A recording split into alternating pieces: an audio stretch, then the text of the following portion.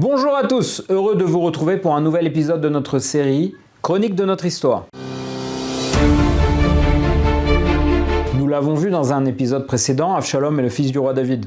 C'est à la fois un fils qui est décrit comme extrêmement beau, extrêmement intelligent, mais d'un autre côté, c'est celui qui va renverser son père, aller jusqu'à le traquer pour essayer de l'éliminer. Nous allons voir dans cet épisode comment tout cela se déroule. Prétextant alors l'offrance d'un sacrifice, Avshalom part à Hebron en cortège officiel, accompagné de 200 personnes.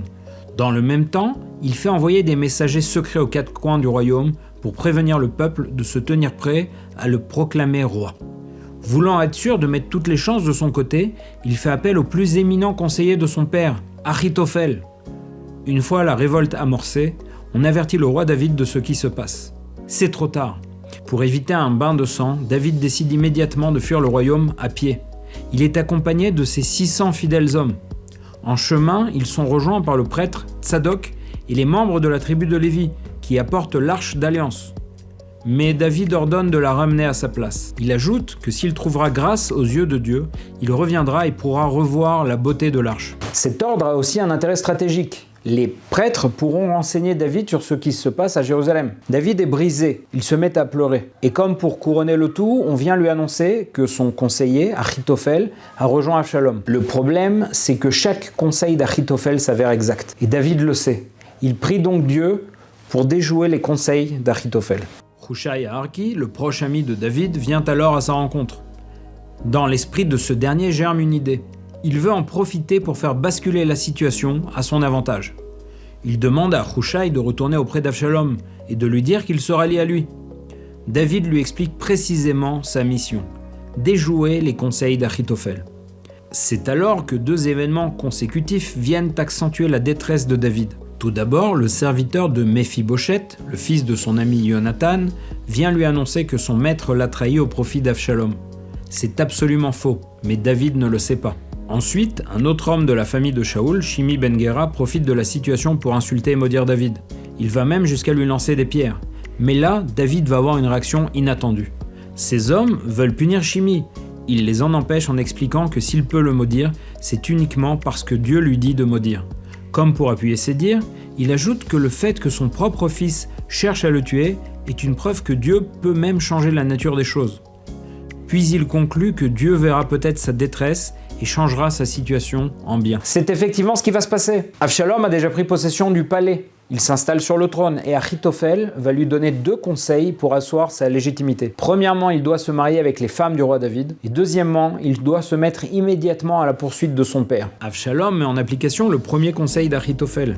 Il célèbre le mariage sur le toit du palais. En revanche, il n'applique pas son second conseil. Hushai Arki a réussi à le convaincre que cette idée est mauvaise. Selon lui, il faut d'abord s'assurer du soutien du peuple tout entier.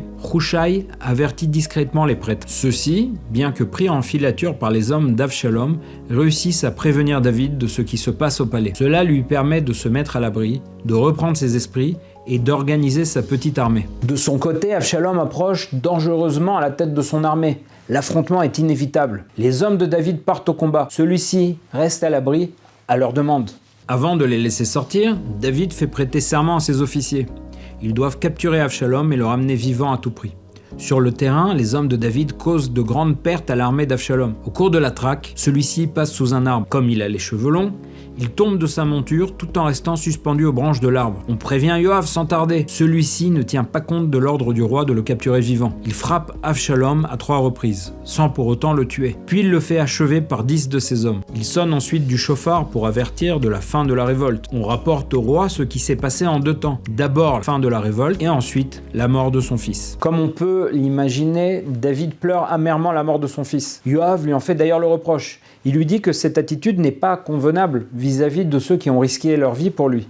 Ils attendent de fêter cette victoire. David l'écoute et les rejoint. De cette histoire qui nous semble un peu loin de notre vie quotidienne, de roi, de prince, de rébellion, de guerre, il y a un point que nous pouvons et devons appliquer. Lorsque David s'enfuit, Shimi ben Gera vient à la rencontre de David, il lui jette des pierres et il l'insulte. Un des hommes de David veut réagir. David lui dit « laisse-le ». S'il insulte, c'est parce que Dieu lui a dit d'insulter. En d'autres termes, David comprend que cette épreuve est également voulu par Dieu. Et grâce à cela, nous disent nos sages, Dieu a vu sa détresse et il a renversé la situation à son profit. En effet, accepter les épreuves de la vie en comprenant qu'elles viennent de Dieu, c'est premièrement le secret qui permet d'affronter les épreuves. Mais deuxièmement, c'est également un pouvoir surnaturel qui nous permet de transformer l'épreuve en bien. Merci d'avoir suivi cet épisode, nous nous retrouvons pour de nouveaux rendez-vous.